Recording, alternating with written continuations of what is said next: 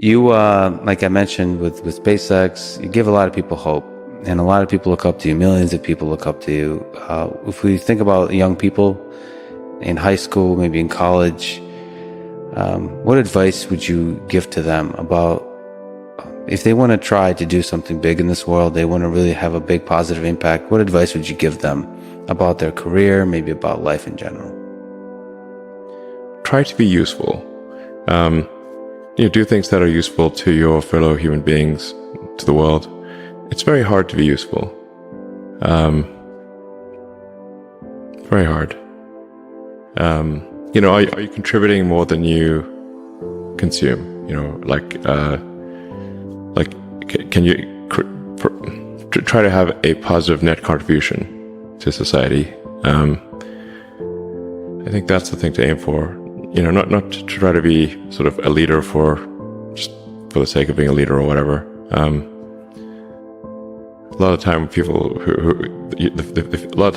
people you want as leaders are the people who don't want to be leaders. So, if you can live a useful life, that is a good life, a life worth having lived. And like I said, I would encourage people to use the mental tools of physics and apply them broadly in life. They're the best tools. When you think about education and self-education, what do you recommend? So there's the university, there's self-study, there is hands-on, sort of finding a company or a place or a set of people that do the thing you're passionate about and joining them as early as possible. There's taking a road trip across Europe for a few years and writing some poetry. Which trajectory do you suggest? In terms of learning about how you can become useful, as you mentioned, how you can have the most positive impact. But I encourage people to read a lot of books. Just read, basically try to ingest as much information as you can. And try to also just develop a good general knowledge. So you at least have like a rough lay of the land of the knowledge landscape. Try to learn a little bit about a lot of things. Because you might not know what you're really interested in. How would you know what you're really interested in if you at least aren't like doing a peripheral exploration of broadly of the knowledge landscape? And you talk to people from different walks of life and different industries and professions and skills and occupations. Just try learn as much as possible. Man's search for meaning. Isn't the whole thing a search for meaning? Yeah, what's the meaning of life and all, But just generally, like I said, I would encourage people to read broadly. In many different subject areas, and then try to find something where there's an overlap of your talents and what you're interested in. So people may be good at something, or they may have skill at a particular thing, but they don't like doing it.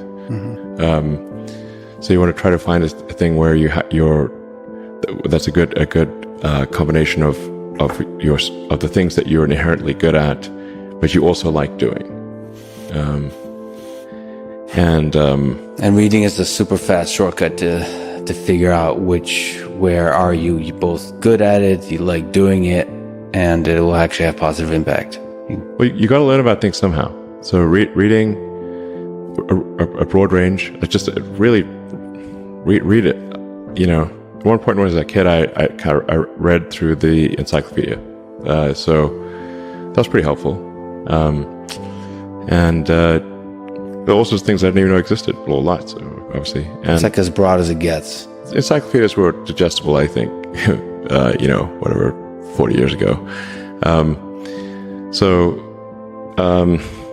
Maybe read through the condensed version of the Encyclopedia Britannica. I'd recommend that. You can always skip subjects where you read a few paragraphs and you're not interested, just jump to the next one.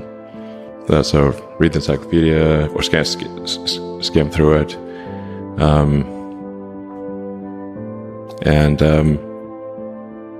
But I put a lot of stock and certainly have a lot of respect for someone who puts in an honest day's work to do useful things, and just generally to have like not a zero-sum mindset, like have more of a grow the pie mindset. Like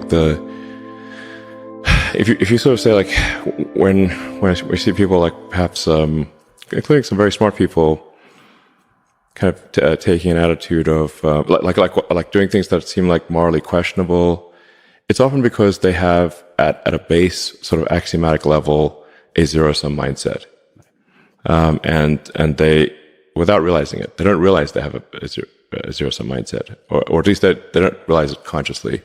And so if you have a zero-sum mindset, then the only way to get ahead is by taking things from others. If it's like if the pie is fixed, then the only way to have more pie is to take someone else's pie. But this is false. Like obviously the pie has grown dramatically over time, the economic pie. So in reality, you can have to overuse this analogy. We can have there's a lot of pie. Yeah, pie is not fixed. Yes.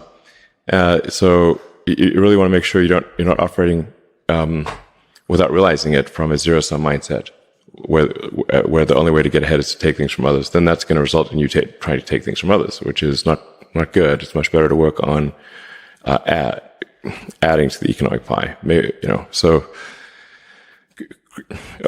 creating, like I said, creating more than you consume, doing more than you,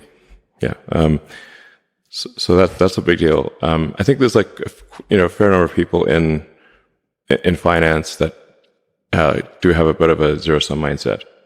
I mean, it's all walks of life. I've seen that. One of the reasons Rogan inspires me is he celebrates others a lot. There's not creating a constant competition. Like there's a scarcity of resources. And what happens when you celebrate others and you promote others, the ideas of others, it actually grows that pie. I mean, the resources become less scarce. Mm-hmm. And that applies in a lot of kinds of domains. It applies in academia, where a lot of people are very, see some funding for academic research is zero sum.